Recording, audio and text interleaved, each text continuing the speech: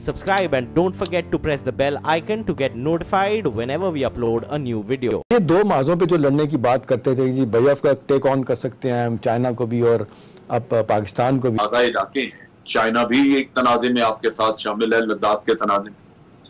अब चाइना ने कहा जनाब आपने ये क्या किया, ये आपने एक तरफा काम कर दिया, ये सॉवरेनिटी हमारी भी आपने वायलेट की, तो मोदी साहब ने रिजेक्ट कर दिया। इसी तरह जो इनकर्शन जुमी हैं उनको खाली कराने का भारत कोई जिक्र नहीं करता। भारत कहता है जी हम एक इंच भी पीछे नहीं हटेंगे। इसी तरह चाइना के साथ भी स्टैंड ऑफ रिसेंट आपने देखा लद्दाख के मामले में जो हुआ, और बहुत से हवालों से प्रेसिडेंट शी ने जो इस हवाले से बड़ा एक सख्त बयान भी दिया और अपनी फ़ौजों को तैयार रहने की बात की। अब कहने वाले लोग कहते हैं कि हिंदुस्तान को अमेरिका की थपकी भी थी, लेकिन साथ ही हम देखते हैं प्रेसिडेंट ट्रंप ने अपनी सॉलिसी भी ऑफर कर दिया कि जी ठीक है मैं आपका इलाज ठीक करने के लिए तैयार हूँ। आप इसको कैसे देखते हैं कि ये अब स्टैंड ऑफ कितना अर्सा रहेगा, और फिर पाकिस्तान के कॉन्टेक्स्ट में आपको देख रहे हैं जो कहा जा रहा है फॉल्स फ्लैग ऑपरेशन भी वो कर सकते हैं हिंदुस्तान वाले जी? देखिए ये एक बिल्कुल फ्रेश डेवलपमेंट है जो पिछले मई के इस महीने में ही हुई, जहां चाइना को कहा जा रहा है कि उसने कुछ इनकर्शंस की हैं।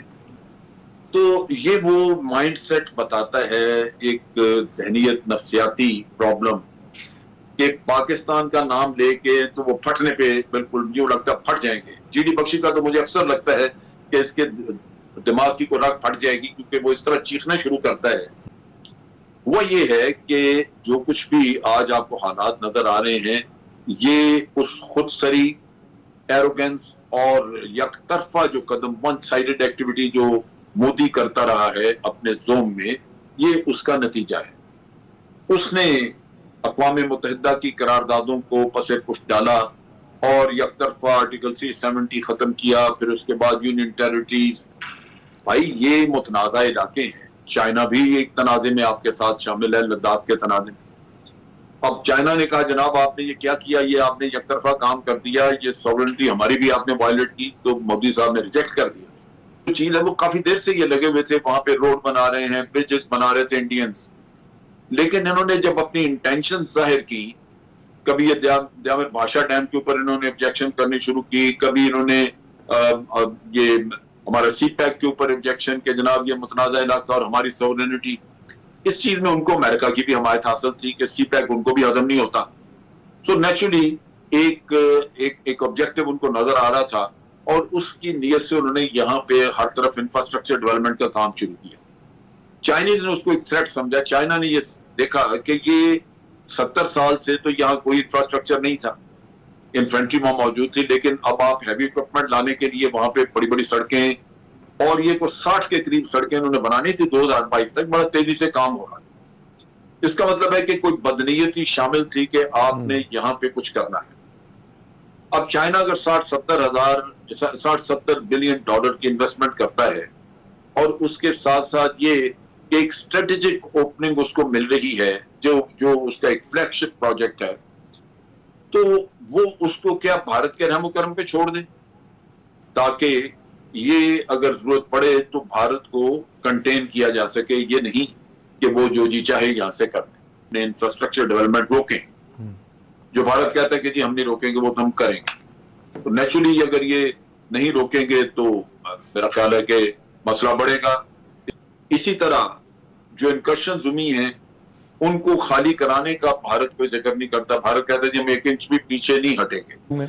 अब आमतौर पर लोग सवाल ये कर रहे हैं कि जी पाकिस्तान कोई बात उनकी मानने के लिए तैयार नहीं, जो प्रेशराइज करना, दबाव में लाना कि बाकी सार के छोटे छोटे मुल्क हमारी बात मानते हैं, धौंस बदमाशी पाकिस्तान नहीं मारा। दो माजों पे जो लड़ने की बात करते थे जी, BIF का टेक ऑन कर सकते हैं हम, चाइना को भी और अब पाकिस्तान को भी। यहाँ मैं एक अर्ज करूँ कि ये जो हिंदुस्तान और पाकिस्तान के ताल्लुकात की तारीख है, उसमें आपने बड़ी खूबसूरत बात की कि इस वक्त जो हालात की खराबी है, इससे पहले शायद इतनी ज़्यादा खराबी कभी देखी नहीं, जंगें भी हुई। ठीक, उसकी वजह यह है कि हिंदुस्तान में पहली बार एक ऐसी हुकूमत आई है जो फाशिस्ट सिर्फ नाम की नहीं है, बल्कि अमली तौर पर एक फाशिस्ट और बदतरीन आमरीत वाली हुकूमत है, कि जो एक ऐसी हुकूमत जो अक़लियतों को बर्दाश्त तक नहीं करती है ही है।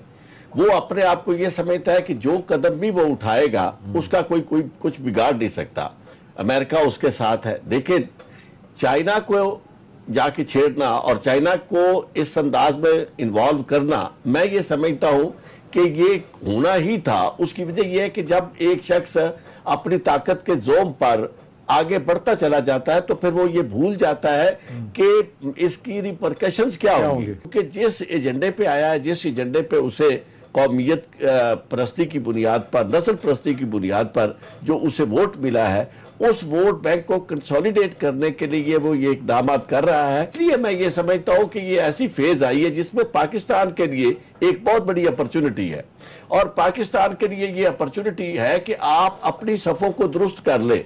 आपको सबक सीखना चाहिए। चाइना अगर आज दो बहुत बड़ी मुश्किलात से इत्शाम, ये बात हमें पाकिस्तान में अपोजिशन से भी करनी चाहिए, हुकूमत से भी करनी चाहिए कि जनाब एक पेज पर होकर अब अगर महाज खोली गए हैं तो उसमें कम से कम आप आपस में इतने मुत्तहिद हो और एक मैसेज पूरी दुनिया में जाए कि पाकिस्तान जो है वो कमजोर मुल्क नहीं है और पाकिस्तान का जो मौकफ है वो असूली मौकफ है।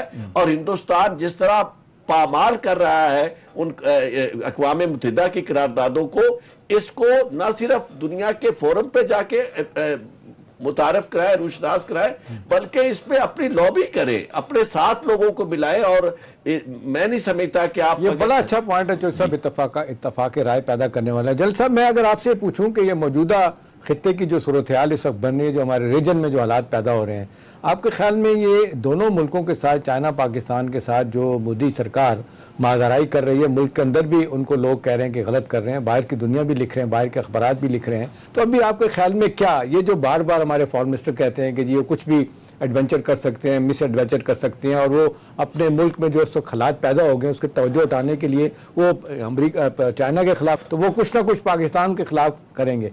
तो आपको लगता है जनरल साहब, आपका क्या टेक है कि वो आने वाले दिनों में आप क्या देखते हैं कि हिंदुस्तान की स्ट्रेटेजी क्या होगी, क्या कुछ कर सकता है पाकिस्तान के खिलाफ? जी देखिए, पहली बात तो ये है कि मोदी का सारा पॉलिटिकल कैरियर जो है वो हिंदुत्व और पाकिस्तान के खिलाफ अर्जासराई, नफरत या खा जाएंगे, मार देंगे, छोड़ेंगे, इस चीज के ऊपर उसने अपना कैरियर बिल्ड किया है।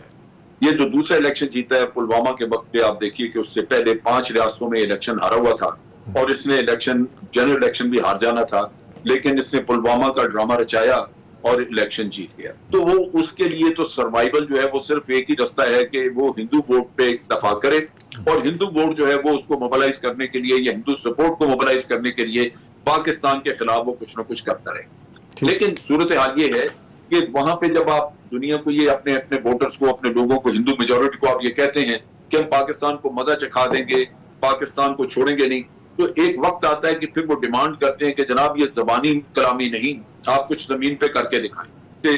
सर्जिकल स्ट्राइक, उनसे पॉलिटिकल सपोर्ट ली। लोग उड़ी के वाक़े के बाद वहां पे बहुत सारा गुस्सा था लोगों में और हुकूमत ने कहा था कि जी पाकिस्तान को छोड़ेंगे नहीं। तो पुलवामा का वाक़या जो है वो मैं समझता हूं कि वो बड़ा एक यूनिक किस्सा था जो बालाकोट पे आए, और उसी की वजह से खतरा है कि आइंदा भी कुछ कर सकते हैं। आपको याद है कि प्राइम मिनिस्टर रोजाना कहते हैं कि ये को फॉल्स फ्लैग ऑपरेशन करेंगे। ठीक कह रहे हैं। उड़ी के वाक़े में ये हुआ कि इन्होंने जैसे ही वाक़या हुआ पुलवामा का, पुलवामा में इन्होंने आधे घंटे के बाद लगा दिया कि ये पाकिस्तान ने कराया है, और शाम तक अमेरिका ने, फ्रांस ने और ऑस्ट्रेलिया ने, 3-4 मुल्कों ने कहा कि जी India retains the right to retaliate. इसका मतलब है कि इंडिया को एक इंटरनेशनल लेजिटिमेसी मिल गई एग्रेशन करने की, जो कि 1971 के बाद पहली दफा पाकिस्तान के जो इंटरनेशनल बाउंड्रीज है क्रॉस की गई।